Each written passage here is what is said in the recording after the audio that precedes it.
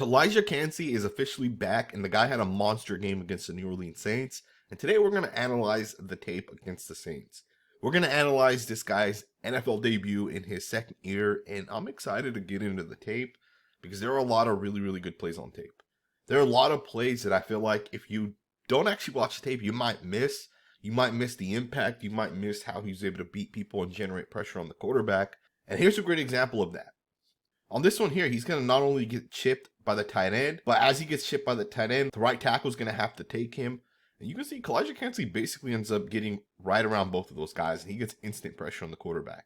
What's most impressive about Calijah Kancey in this play is the fact that he's not only going to get chipped, but the chip's not really that effective because he gets right over it right away, right? And because of the fact that he gets over it so quickly, he's also going to be able to beat the right tackle. And as he beats the right tackle, he's basically going to be in the quarterback's field of view, right? The quarterback now knows he has to get this ball out because Kancey has already beat that tackle. And if he doesn't get the ball out, he's going to ultimately get sacked. To me, that's such a fast win right there by Kancey. It's so quick. And this is what we saw from Calijah Kancey last year, right? This isn't new.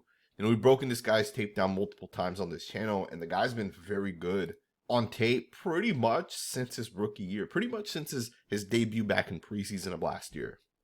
Calijah Kancey, in my opinion, is going to end up being one of the best defensive tackles in the NFL, and you see it. It's just so impressive the way this guy's able to beat offensive linemen, the way he's able to generate pressure, the way he's able to defend the run. And remember, his run defense was a thing that everybody questioned. Is he good enough against the run? And I think at this point, it's pretty clear he's good enough against the run because you see a lot of plays like this. Now, on this play, it's an interesting play because Calijah Kancey is essentially lined up in the long three technique, right? He essentially is going to take on this guard. And Kancey's not only going to take this guy on, but he actually goes underneath it. And it's kind of impressive that he goes underneath it when he's the long three technique on an outside zone. That right there is a very good job. Now, of course, the edge is set, so that does help him a little bit. But still, it's a phenomenal job by Calijah Kancey to be able to lock in, create that separation against the run, gets his eyes in the backfield, disengages us, and it blows the play. I absolutely love the fact that Kancey's able to take the running back down on this one. This one loses a yard, so that's a really good job by Kancey. You got another play here. Kancey's not going to actually make the play on this one, but he gets really close, right? You see how he's able to explode through there. He almost ends up getting there, although he doesn't actually make the play. But it's still impressive, the fact that he's going to once again go underneath this guard, right? This is the other guard on the other side, right? On the last play was number 64 that he kind of went under.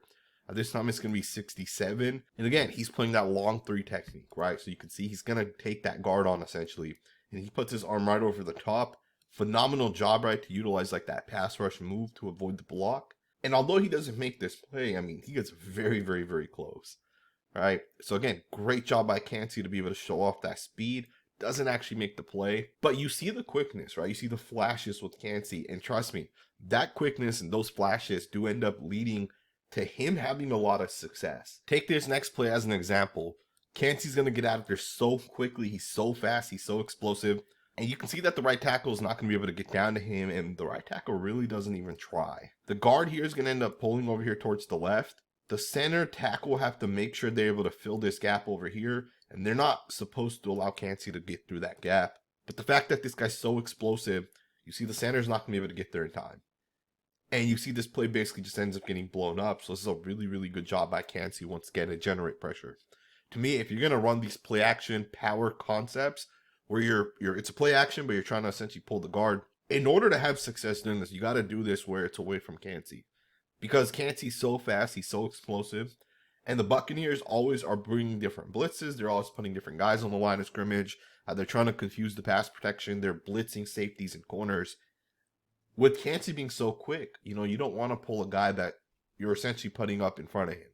Because if that's the case, he'll shoot the gap the way he does on this one. And you got another one here, 2nd and 19. Calijah Kancey's going to end up getting home on this one, and he's going to end up bringing the quarterback down. Now, you obviously end up bringing a linebacker on a blitz. You see number 54 here ends up getting in there. He's going to generate pressure. But keep in mind, a lot of these guys are dropping off, right? It's really just a 4-man pass rush. And you'll see Calijah Kancey ends up getting home. So this is a really good job to be able to beat that left tackle. Calijah Kancey's a pretty good tackle in my opinion.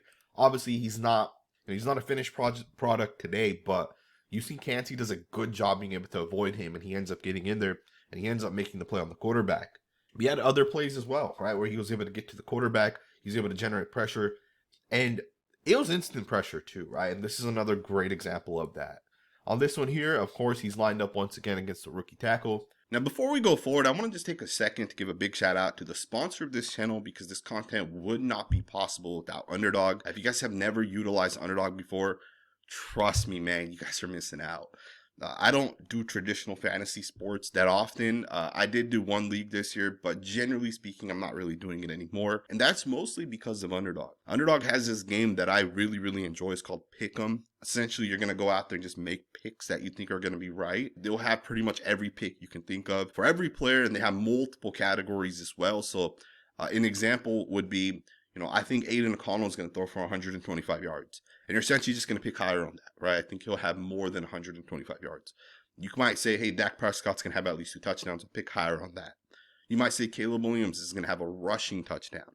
And some of those stats also give you multipliers, right? So usually for quarterbacks rushing and in, right? That's something most quarterbacks aren't doing every single week. You'll get like a 4x multiplier on that. So depending on the multiplier, depending on how many picks, you can turn $5 into $400, $1,000, right? Whatever it ends up being. Obviously, it depends on the multiplier, but Underdog to me is one of those places that I pretty much do every single week at this point. Very fun. It makes like watching the Jets and the Dolphins without Tua. It makes them interesting, right? So check out Underdog. If you guys have never used them before, it is the best place. Trust me when I say that. Go to underdogfantasy.com, use my promo code that you guys see on the screen, or use the app. I recommend the app. So let's get right back into the content. On this one here, of course, he's lined up once again against the rookie tackle. And it's just a phenomenal move, just kind of thinking about how quickly he's able to beat this offensive lineman. So Calijah Kancey is going to end up utilizing a hezzy move. And with the hezzy, he's going to chop and he's going to swim over the top. All right, and let's break it down in slow motion. So hezzy is essentially going to be a move where he's going to fake to the outside, and then he's going to jump back to the inside. You see him put that right foot into the ground. He's going to jump to the inside. He's going to put his left hand on the shoulder pad, right, or he's going to chop that shoulder pad.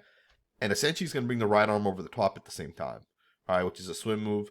And with that, he ends up being able to get in there, and he has leverage on this play. Now, of course, the left guard is going to try to help on this one, but it's too late. The move's too fast. It's too quick. It's too explosive.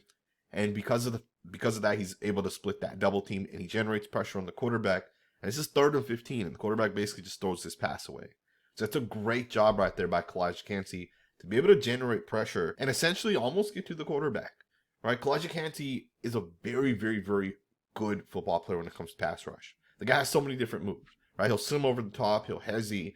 You even see him spin sometimes, and he didn't do that necessarily in this game. On this one here, he's going to bull rush the guard.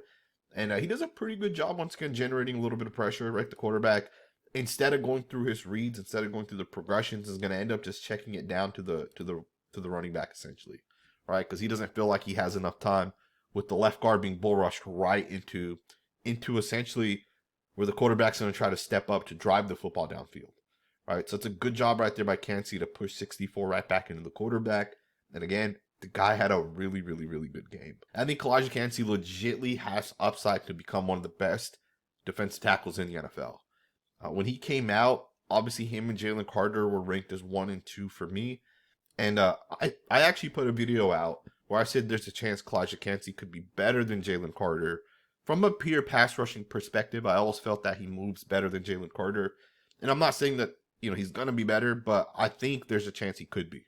Right? I think there's a chance that this guy, by the end of this season, if he just continues to develop, he continues to play the way we've kind of seen him so far, based off his movement, if he just continues to do his things, I think there's a chance this guy does actually end up being one of the best D tackles in the NFL. I think there's a chance he's already a top 10 guy at that position, but it'll just come down to him fine-tuning his technique. It'll come down to him getting better and just more comfortable with the different positions that he's playing. I noticed that this year he's playing a lot more on the outside. We saw him play some defensive end earlier. He's playing that 5 technique, right? The outside shoulder of a tackle a lot more. And I think the Buccaneers are utilizing him properly, right? Don't put him on the inside. Let this guy work in space. That's obviously his best trait. And essentially just let this guy penetrate gaps and be a disruptive football player, the way we've kind of seen him on tape. I hope you guys enjoyed this video. It was obviously a lot quicker than the general video we make, but keep in mind, Calijah Kancey only played about 40 snaps. That too, a lot of it was situational. Plus, it was his first game back. The guy still did have a good game, right? He had about 10 winning snaps that I saw from tape, which is really good for a guy just coming back. That's actually really good, to be honest. And that too, he just got back. But I hope you guys enjoyed this video. If you did, consider subscribing, and I will see you guys next time with another video.